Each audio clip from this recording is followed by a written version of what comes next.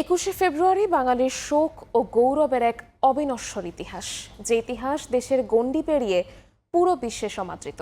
শুধু ভাষার দাবিতে নিজের বুকের রক্ত ঢেলে প্রতিবাদ এক অনন্য নজির।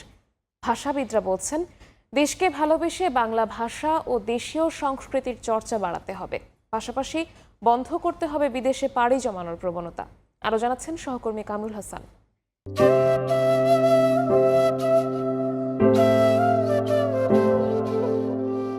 রক্তে রাঙানো 21শে ফেব্রুয়ারি শোক, গৌরব আর আত্মত্যাগের এক অনন্য অধ্যায়। 1952 সালের এই দিনে বাংলাকে রাষ্ট্রভাষা করার দাবিতে জীবন দিয়েছিলেন সালাম, বরকত, রফিক, জব্বার সহ অনেক তরুণ।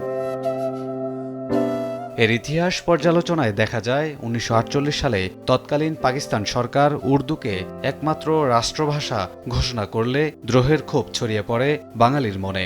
গড়ে ওঠে দুর্বার আন্দোলন, যার কেন্দ্রবিন্দু ঢাকা বিশ্ববিদ্যালয়। এরই ধারাবাহিকতায় 1952 সালের 21শে ফেব্রুয়ারি 144 ধারা ভেঙে রাজপথে নামেন শিক্ষার্থীরা। সেদিনের মিছিলে পুলিশ গুলি চালালে শহীদ হন কয়েকজন তরুণ আন্দোলনকারী।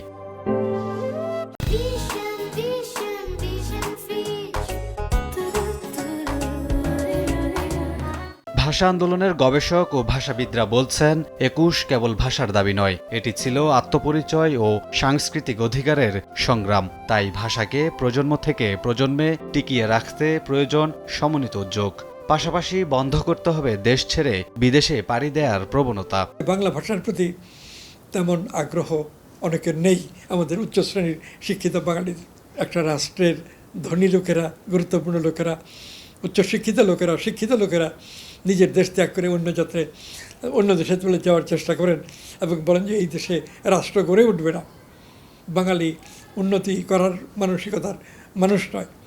এইভাবে যখন এক ধরনের আত্মসমালোচনা করেন, তখন তো ভাষার গতিও খর্ব হয়। বাংলা ভাষার ব্যবহার চাই রাজনীতিতে, অফিস আদালত চালানোতে, বিচার ব্যবস্থায় এবং উচ্চশিক্ষায়, প্রাথমিক মাধ্যমিক সব পর্যায়ের শিক্ষায়, এইভাবে সব ধারার শিক্ষায় যদি বাংলা ভাষার ব্যবহার চলে, বাড়তে থাকে, আমাদের জাতীয় জীবনের কাজকর্ম চলে, তাহলে বাংলা ভাষার উন্নতি হবে। ভাষা শহীদদের আত্মত্যাগ বিশ্বজুড়ে স্বীকৃতি পায় 1999 সালে, যখন ইউনেস্কো 21শে ফেব্রুয়ারিকে আন্তর্জাতিক মাতৃভাষা দিবস হিসেবে ঘোষণা করে। তখন থেকে দিনটি বিশ্বজুড়ে ভাষাগত বৈচিত্র্য ও মাতৃভাষার অধিকারের প্রতীক।